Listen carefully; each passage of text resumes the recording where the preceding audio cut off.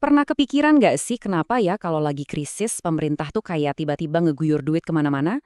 Jawabannya ternyata ada di dalam sebuah buku yang ditulis hampir 100 tahun lalu.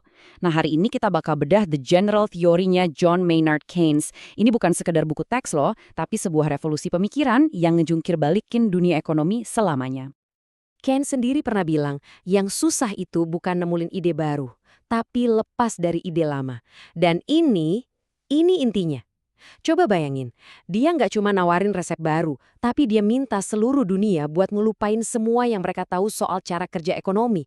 Sebuah keyakinan yang udah dipegang lebih dari seabad. Terus, ide lama yang katanya sakral banget ini apaan sih sebenarnya? Dan kenapa Keynes ngotot kita harus ninggalin itu semua? Jawabannya ada di tengah-tengah salah satu bencana ekonomi paling parah dalam sejarah manusia. Oke, kita masuk babak pertama.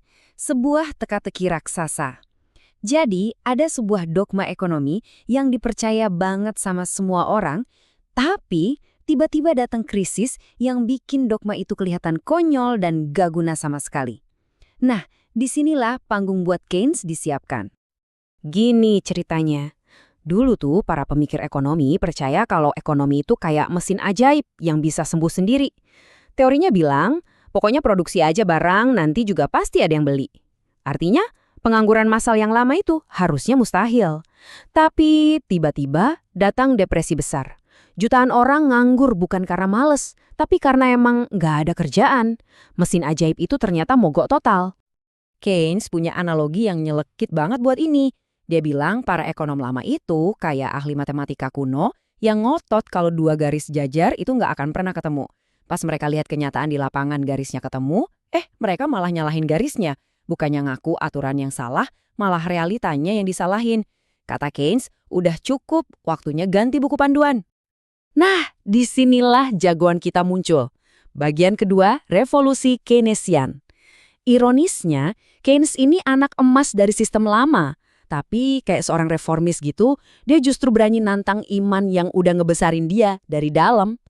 Jadi, apa senjata rahasianya? Satu konsep yang kelihatannya simpel, permintaan efektif. Gampangnya gini, ekonomi itu nggak jalan karena apa yang orang impikan buat dibeli, tapi oleh uang yang beneran keluar dari dompet mereka. Duit yang dipakai belanja sama kita, dipakai investasi sama perusahaan, dan dipakai sama pemerintah. Itulah yang nyata. Ini nih momen ahanya yang bikin geger. Keynes ngebalik meja 180 derajat. Dia bilang, yang jadi sopir ekonomi itu permintaan, bukan produksi. Masalahnya bukan berapa banyak barang yang bisa dibikin pabrik, tapi berapa banyak orang yang mau dan mampu beli barang itu. Ide yang benar-benar gila pada masanya. Oke, kalau permintaan itu mesinnya, gimana cara nyalainnya? Di bagian ketiga ini, kita bakal ngintip ruang mesinnya dan kenalan sama konsep super penting yang namanya efek pengganda atau multiplier effect. Mesin ini jalan karena dua sifat dasar manusia.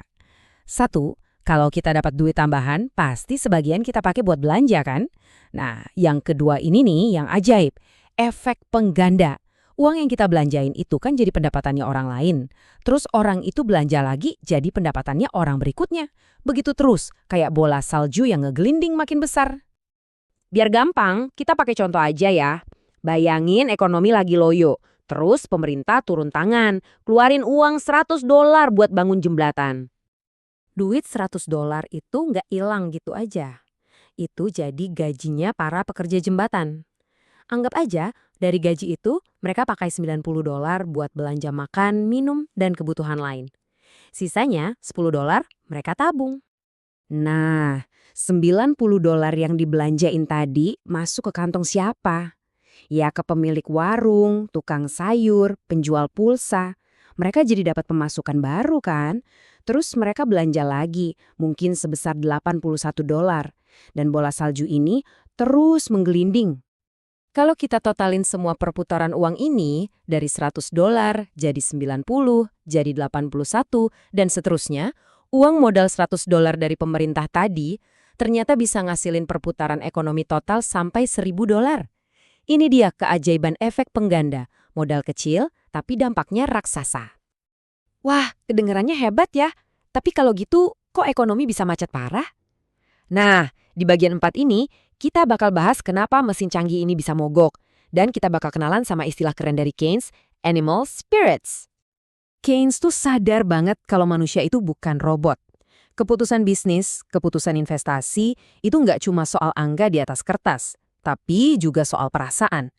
Nah, perasaan inilah yang dia sebut animal spirits, semangat, optimisme, atau sebaliknya, ketakutan. Itulah yang bikin pengusaha berani ambil resiko, bukan cuma karena hitungan kalkulator, tapi karena punya feeling kalau ke depan bakal cerah. Nah, masalahnya animal spirits ini rapuh banget. Kalau berita buruk mulai banyak, optimisme langsung anjlok. Pengusaha jadi ragu mau investasi. Kita-kita juga jadi takut belanja, mending simpan uang tunai aja deh. Tiba-tiba, semua orang ngerem mendadak. Inilah yang bahaya. Uangnya sih ada, tapi nggak ada yang berani make. Ekonomi pun macet total. Jadi gimana dong cara nyalain lagi mesin yang udah mogok ini? Disinilah Keynes datang dengan idenya yang paling radikal, paling kontroversial, yang bakal kita bahas di bagian terakhir, jumpstart dari pemerintah. Logikanya simpel banget sebetulnya. Kalau pengusaha dan masyarakat sama-sama lagi takut buat belanja, ya tinggal satu pemain besar yang bisa gerak, pemerintah. Pemerintah harus jadi pembeli pertama untuk mecahin siklus ketakutan ini dan nyalain lagi mesin ekonominya. Dan di sini Keynes ngeluarin argumen yang kedengarannya agak gila.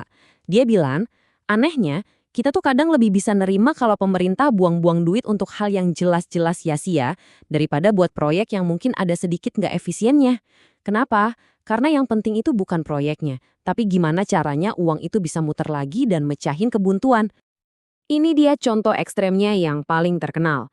Keynes bilang, bahkan ya kalau pemerintah bayar orang cuma buat gali lubang terus ngisi lubangnya lagi, itu jauh lebih baik daripada nggak ngapa-ngapain. Loh, kok bisa? Karena intinya bukan di lubangnya. Intinya adalah para pekerja itu dapat gaji. Gaji itu mereka pakai buat beli makan, bayar kontrakan. Uang pun mulai muter lagi, dan animal spirits pelan-pelan bangkit kembali.